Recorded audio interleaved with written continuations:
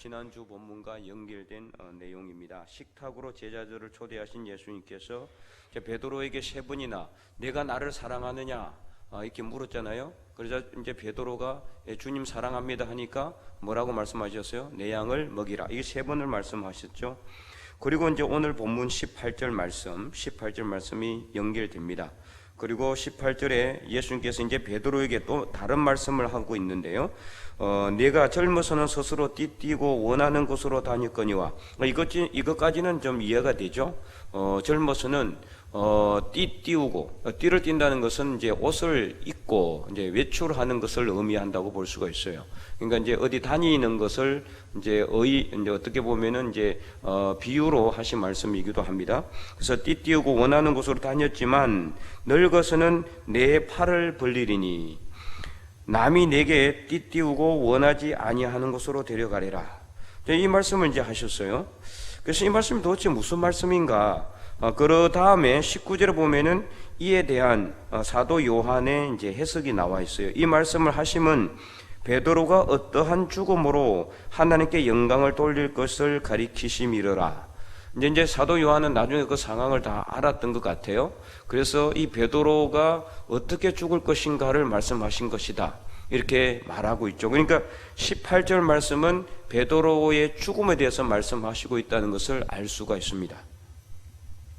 자, 그런데 이제 어떻게 죽느냐, 여기에 대해서는 조금의 이제 그 논쟁은 있지만은요, 18절에 내 팔을 벌린다. 이 팔을 벌린다라는 것은, 여러분이 생각해도 마치 이제 십자가에 못 박히는 그런 형상을 이제, 우리가 떠올릴 수가 있죠. 자, 그런데 여기서 팔을 벌린다라고 본문에는 오늘 이제 한글 성경에는 팔을이라고 단수로 나와 있지만은 원어에는 복수로 되어 있습니다. 복수. 팔들로 되어 있어요. 그러니까 팔 하나가 아니고 팔 두 개를 벌린다는 거죠. 물론 팔을 벌리면은 뭐 십자가에 못 박히는 것만 되는 건 아니죠. 누구를 갖다가 이렇게 뭐 안을 때도 팔을 벌릴 수도 있고 뭔가를 이렇게 잡으려고 할 때도 팔을 벌릴 수도 있지만 그러나 죽음에 관해서 이야기했기 때문에 이렇게 다른 거는 별로 해당 사항이 없을 수가 있다라는 거죠. 그 다음에 또 다음에 말씀 남이 네게 띠띠우고 원하지 아니하는 곳으로 데려갈 것이다.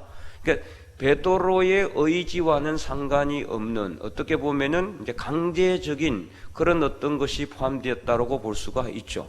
그래서 이제 이것을 가리켜서 베드로의 십자가의 죽음을 예수님께서 미리 예언한 것이다. 이렇게 이제 학자들은 이렇게 다 이렇게 해석을 하고 있는데 이제 실제 전성에 의하면은 기록은 없습니다.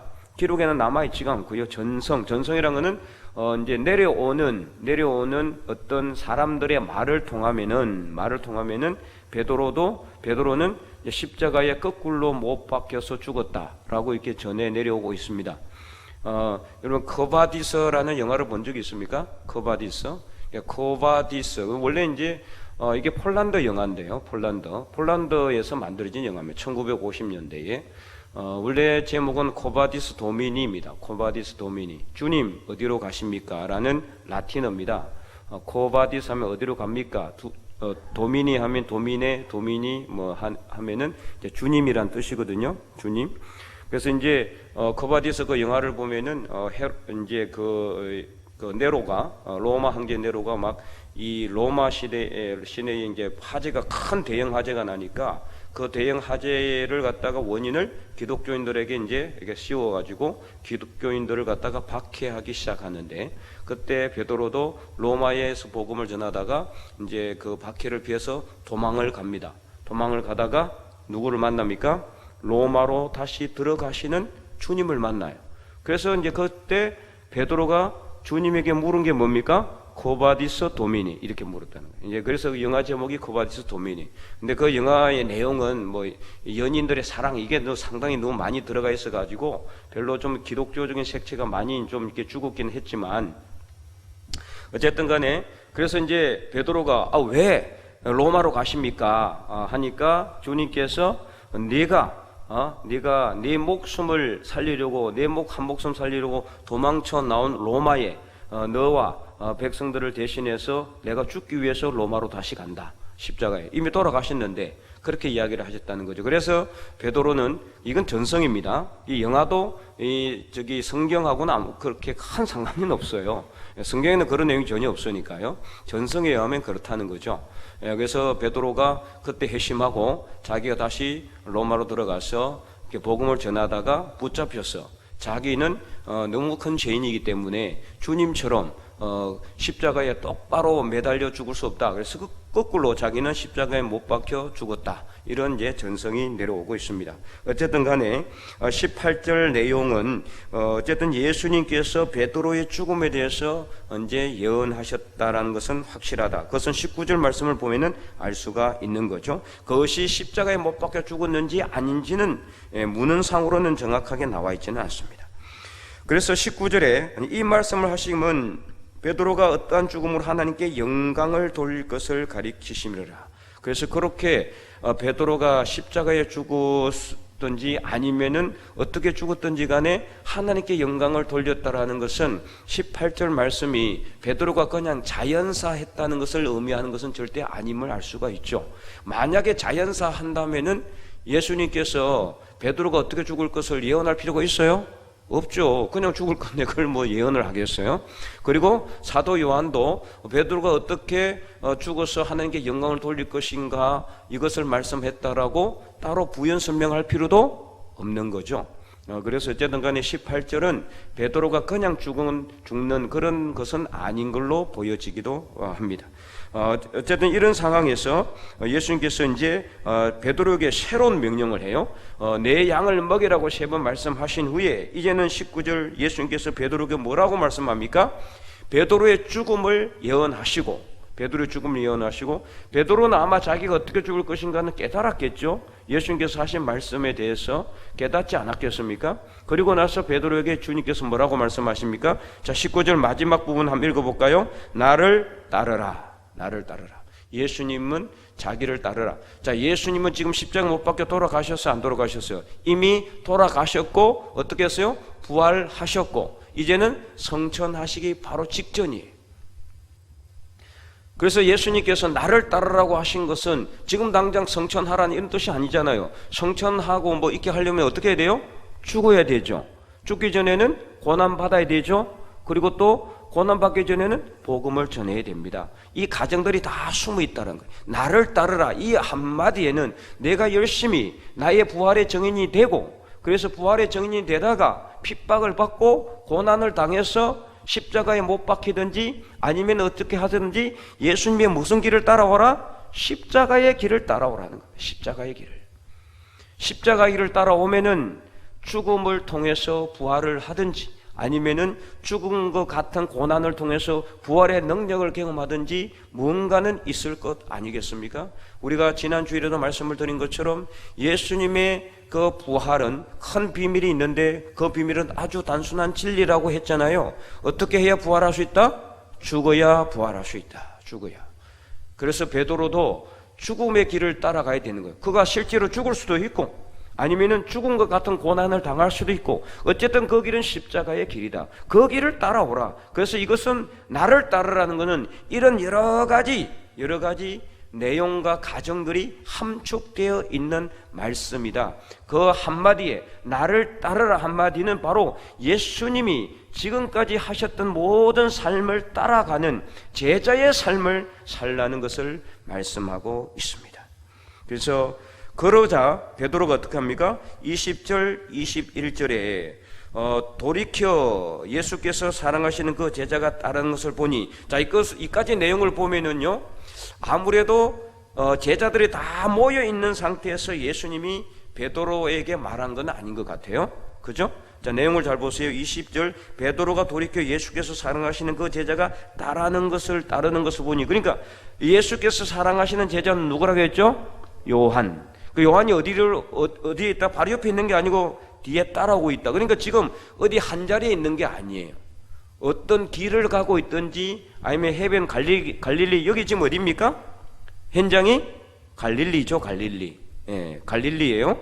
갈릴리에서 부활하신 예수님을 만났고 갈릴리 바닷가에 가서 또 잡히진 않은 물고기를 잡다가 주님을 만나서 주님께서 생선과 떡을 구우셔서 와서 조반을 먹으라 하시고 내 양을 먹이라 말씀하시고 이제는 베드로에게 어떻게 죽을 것인가를 말씀하시고 있는 이때가 어떤 때냐? 아무래도 이 문맥 전체를 살펴볼 때 예수님이 베드로를 따로 불러서 베드로에게 그가 어떻게 죽을 것인가에 대해서 말씀하셨던 것 같아요. 그리고 다른 제자들이나 혹은 사도 요한은 그 뒤를 따라오고 있었던 것 같고요. 그러자 베드로가 그 말을 듣고 20절 돌이켜서 뒤로 돌아보면서 사도 요한이 따라오는 것을 보고 그에게 그가 어떻게 되겠는지. 자, 그래서 20절은 이제 뭐 간단한 설명이고요. 그 제자가 따른 것을 보니 그는 만찬석에서 예수님 품에 의지하여 주님을 파는 자가 누구오니까 이는 이제 사도 요한이죠. 사도 요한이 그렇게 했잖아요. 누굽니까? 누가 주님을 팝니까? 그러니까 이게 떡에 손을 대는 자가 바로 그 사람이 유다였죠. 가룟 유다. 이제 그 내용이 이제 있고요. 그래서 21절 이에 베드로가 그를 보고 예수께 여짜오되 주님, 이 사람은 어떻게 되겠사옵나이까? 자, 이제 이 말씀도 상당히 이제 의견이 분분해요. 이렇게 물은 거는 사도 요한을 염려해서 물었을 것이다. 첫째 의견. 둘째는 아니다. 사도 요한은 늘 베드로와 어떤 관계에 있습니까? 어떻게 보면은 경쟁 관계죠. 경쟁 관계. 제자들 중에서도 서로 서열을 가지고 다퉜어요. 서열을 가지고 누가 1이냐, 누가 오른팔이냐, 누가 왼팔이냐. 그래서 이게 이제 야고보 요한의 어머니가 예수님을 찾아와 가지고 예수님 그 왕이 되면은 오른쪽 왼쪽 한 자리에 우리 아들들을 좀 이렇게 심어 주세요. 이렇게 이야기하기도 하고 그렇게 이제 요청하기도 했잖아요. 그래서 제자들 사이에 이 서열 다툼이 있었던 것 같아요. 어느 정도. 그래서 이제 베드로가 이렇게 물은 이유가 과연 사도 요한을 염려해서일 것 같지는 않아요. 아무래도 이제 경쟁 관계에 있다 보니까 자기는 그렇게 죽어서 하나님께 영광을 올려드리는데 과연 예수님이 가장 사랑하시는 제자 이 사도 요한은 도대체 어떻게 될 것인가 궁금하지 않았겠어요? 그냥 죽을 것인가 아니면은 나보다 더 큰 이렇게 죽음을 통해서 하나님께 영광을 올려드리지 않을까? 뭐 그런 어떻게 보면은 영적 욕심이라고 볼 수가 있겠죠, 그죠? 영적인 욕심. 이거는 많이 부려도 될 것 같아요. 영적 욕심 같은 거는 하여튼 주님을 위해서 내가 더 많이 일을 하겠습니다. 이런 것이라고 볼 수가 있습니다. 어쨌든 이제 베드로가 이 사도 요한을 보고 주님, 이 사람은 어떻게 되겠습니까? 이 사람은 자기는 그렇게 죽을 걸로 이제 예수님께서 말씀하셨으니까 베드로가 이제 궁금한 건 그거였던 것 같아요. 자기 가장 경쟁 관계에 있었던 바로 한 사람인 사도 요한, 그 요한은 어떻게 죽을 것인가에 대해서 아마 묻고 있는 것이 아닐까. 자, 그러니까 예수님께서 22절 이러시되 뭐라고 말씀합니까? 한번 읽어보겠습니다. 22절 시작. 예수께서 이러시되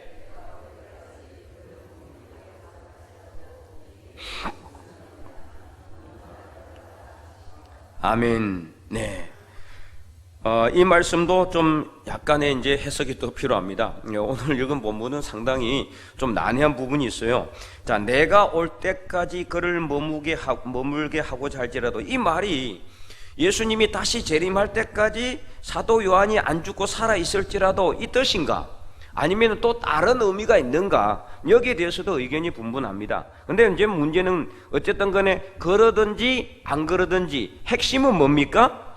너는 그가 어떻게 됐는지 이제 사도 요한이 살든지 죽든지 뭐 성천하든지 말든지 너하고 무슨 상관이 있다 없다? 없다. 그러니까 너는 어떻게 하라? 나를 따르라. 뭐 사도 요한이 좋은 길을 가든지 아니면 뭐 고난의 길을 억수로 힘들게 가든지 그래가지고 하나님께 많은 영광을 올려드든지 말든지 아니 그게 너하고 무슨 상관이 있느냐? 너는 누굴 따르면 된다? 나를 따르면 된다. 예. 그래서 오늘 우리가 주의 깊게 읽어봐야 돼요. 우리가 오늘 하나님 일을 해 나가면서 우리도 어떻게 보면은 여러분들도 마찬가지입니다. 어떻게 보면은 어떤 면에 있어서는 영적인 경쟁 관계에 있어요. 그죠? 내가 좀 더 열심히 주님의 일을 많이 하고 싶어요. 그죠? 예. 그래서 나중에 주님께 더 많은 칭찬 받고 싶어요. 자, 그거는 괜찮아요. 그거는 아주 좋아요. 나쁜 게 아니에요. 예. 주님의 일을 많이 해서 나중에 저 사람보다는 내가 더 많은 상을 받고 싶다. 칭찬을 받고 싶다. 괜찮습니다. 좋습니다. 그러나 그것이 나쁜 의도로 이제 돼서는 안 되겠죠. 근데 이제 그러다 보니까 어떻습니까? 저 사람은 어떻게 될까? 그 남을 괜히 의식하거나 그래서는 안 된다라는 거죠. 내가 선의의, 그러니까 어떤 경쟁? 선의의 경쟁, 영적인 경쟁을 통해서 내가 열심히 주의를 하는데, 그러나 저 사람을 볼 필요가 있습니까? 없죠. 우리가 다른 사람을 쫓아가는 겁니까? 누구를 다른 사람을 따르는 게 아니잖아요. 장로님을 따르는 것도 아니고, 저도 사실은 아무리 목자지만, 여러분의 목자지만은 여러분이 정확하게 따라야 될 사람은 접니까? 아니면 예수님입니까? 잘 배우셨네. 예수님이죠. 저를 따라오는 게 아니에요. 저도 인간입니다. 연약하고 허점도 많고 부족한 것도 많아요. 저를 따라오면 안 돼요. 누구를 따라가야 돼요? 예수님을 따라가야 돼요. 예수님을. 저는 여러분들이 예수님을 잘 따를 수 있도록 어떻게 한다? 안내만 할 뿐입니다. 안내만. 저는 그런 위치에 있는 것이지 저를 따라오는 게 아니에요. 그래서 예수님을 따라가야 돼요. 이건 다른 사람 볼 필요 있어요, 없어요? 없는 거죠. 다른 사람 눈치 볼 필요도 없는 거예요. 사람이 헌금을 많이 하든 아니면은 뭐 교회에서 일을 많이 하든 봉사를 많이 하든 나는 어떻게 한다? 내가 할 수 있는 믿음 안에서 최선을 다해서 교회에 헌신하고 봉사하면 되는 겁니다. 저 사람이 많이 하든 적든 그거 상관할 바가 없어요. 너는 나를 따르라. 그와 무슨 상관이 있느냐? 너는 나를 따르라. 오늘 주님께서 우리에게 명령하고 있습니다. 너는 나를 따르라. 그래서 이 말씀을 통해서 오늘 우리는 예수님을 따르는 따름의 영성을 실천할 수 있기를 간절히 소망합니다. 누구를 따라야 된다고요? 예수님. 예수님을 따라가야 돼요. 예수님 이 땅에 오셔서 행했던 일, 예수님께서 이 땅에 오셔서 걸어가신 길, 예수님께서 이 땅에 오셔서 하셨던 모든 사역을 우리가 본받고 우리가 그 예수님처럼 어떻게 하든 예수님을 닮아가려고 노력하는 것, 바로 그것이 예수님의 영성을 따르는 삶이에요. 예수님의 영성을 실천하는 삶이다. 그래서 제가 잠깐 지난번 새벽기도 때도 말씀을 드렸지만은 본헤퍼라는 분에 대해서 말씀을 드린 적이 있죠. 이제 39살의 젊은 나이로 이제 죽은 이 본헤퍼라는 이 목사는 독일 이제 신학자였고 목사였어요. 그 독일이 상당히 신학이 많이 발전했어요. 그런데 이 2차 대전을 이제 히틀러가 일으켰잖아요. 2차 대전을 일으키면서 이 히틀러는 뭐를 부여받고 싶었느냐? 정당성을 부여받고 싶었어요. 어디에요? 교회에. 그래서 많은 교회에다가 협력을 강요했어요. 그러니까 어떤 교회는 상당히 대부분의 교회, 독일 교회는 옛날 우리나라 일제시대에 신사참배한 것처럼 대부분의 독일 교회는 그에 동조했어요. 그래서 가서 기도해주고 그랬어요. 히틀러에게 기도해주고, 마치 온 세계를 파괴하는 그 침략 전쟁을 갖다가 아주 어떻게 보면은 거기다가 뭐 한 겁니까? 해치를 한 거나 똑같은 거죠. 그래서 무덤에 해치를 한다는 게 뭐냐면은 해치를 해가지고 안 좋은 거 나쁜 거 그거 싹 가려주는 거예요. 그건 누가 했다? 목사들이 했단 말이에요. 교회가 앞장서서 했어요. 대부분의 교회가. 그런데 거기에 반대해서 이거는 잘못된 것이다, 이렇게 반대해서 나온 교회가 바로 고백교회라는 겁니다. 교회가 안 되는데 그 중에 가장 대표적인 사람이 본헤퍼라는 사람이었습니다. 본헤퍼는 실제로 행동하는 신학자였어요. 그래서 그는 히틀러를 갖다가 암살하는 그런 암살 단원 중에 또 한 사람이었어요. 그러다가 이제 실패했잖아요. 발키리라는 그 영화가 있어요. 2차 대전 때 그 당시 히틀러 암살에 관련된 영화인데 거기 보면은 그런 내용들이 꽤 많이 나와요. 그래서 이제 암살을 하는, 실제 암살을 하려고 하는 시도가 있었습니다. 히틀러가 이게 이제 막 이 나쁜 짓을 하고 너무 이게 많은 악행을 저지르니까 이는 아니다라고 생각해서 히틀러를 독일 내에, 독일 사람들이에요. 독일 사람들끼리 이렇게 이제 모여가지고 히틀러 암살하는 그 중에 한 사람이 본헤퍼 목사였어요. 그러나 실패했고 체포되었습니다. 결국에는 이렇게 독일이 이제 항복하기 얼마 며칠 안 남겨두고 이렇게 감옥에서 이제 총살형을 당해서 죽었습니다. 그가 쓴 책이 바로 나를 따르라는 책이었어요. 나를 따르라. 바로 오늘 본문의 내용과 바로 깊은 연관을 갖고 있는 그 책에는 바로 저번에 제가 말씀을 드린 것처럼 싸구려 은혜, 값싼 은혜, 칩 그레이스라는 내용이 나와요. 그래서 우리가 너무나 예수님의 십자가의 죽으심을 통한 구원의 은혜를 너무나 남용한다. 그것을 아무 거리낌 없이 사용하고 필요할 때마다 써먹고 꺼내서 사용하고 있는 그런 시장 바닥에 그냥 나뒹구는 싸구려 물품처럼 하나님의 은혜, 예수 그리스도의 그 값진 십자가의 구원의 은혜를 너무 쉽게 그리스도인들이 사용하고 있다, 이렇게 비판을 했죠. 오늘 우리가 누구를 따르고 있는가? 그래서 우리가 따르고자 하는 것이 어떤 것인가를 깊이 한번 생각해 봤으면 좋겠습니다. 잘못된 독일 기성교회에 맞서서 고백교회를 세우고, 그리고는 하나님의 정의와 하나님의 공의를 따르고 예수 그리스도를 십자가를 따르는 것만이 진정한 제자의 길이라고 부르짖었던 이 보네포의 목사의 이렇게 주장처럼 오늘 우리는 과연 이 세상에서 물질을 따르고 있는가? 아니면 욕심을 따르고 있는가? 아니면 다른 어떤 것을 따르고 있지는 않는지, 교회는 열심히 다니고 열심히 내가 교회 생활을 하고 있고 신앙생활을 해나가고는 있지만은 이 교회에 다니면서 신앙생활을 하는 것이 나의 인간적인 신앙의 욕구를 채우는 것이라면은 그것은 우리가 예수님의 은혜를 아주 값싼 은혜로 전락시키게 되는 것이라고 한다라는 겁니다. 사랑하는 성도 여러분, 오늘 우리가 예수님께서 이 베드로에게 너는 나를 따르라고 두 번이나 말씀하셨던 것처럼 오늘 우리도 예수님의 뒤를 따라가는 예수 그리스도의 제자들이 다 될 수 있기를 간절히 소망합니다. 이 세상의 물질을 따르는 삶이 아니에요. 이 세상의 욕심을 따르는 삶이 아니에요. 이 세상의 소망을 따르는 삶이 아니라 예수님을 따르는 그런 제자다운 제자가 되는 것이 바로 오늘 예수님께서 십자가를 지고 죽음의 길을 걸어가신 그 십자가를 귀하게 여기는 길이다. 예수님의 십자가의 죽음을 헛되이 하지 않는 것이 바로 예수님을 따르는 길임을 다시 한 번 더 깨닫고, 너는 나를 따르라고 하신 예수님의 영성을 본받아 그 예수님의 영성을 실천하는 하나님의 거룩한 백성들이 다 될 수 있기를 주님의 이름으로 간절히 축원드립니다.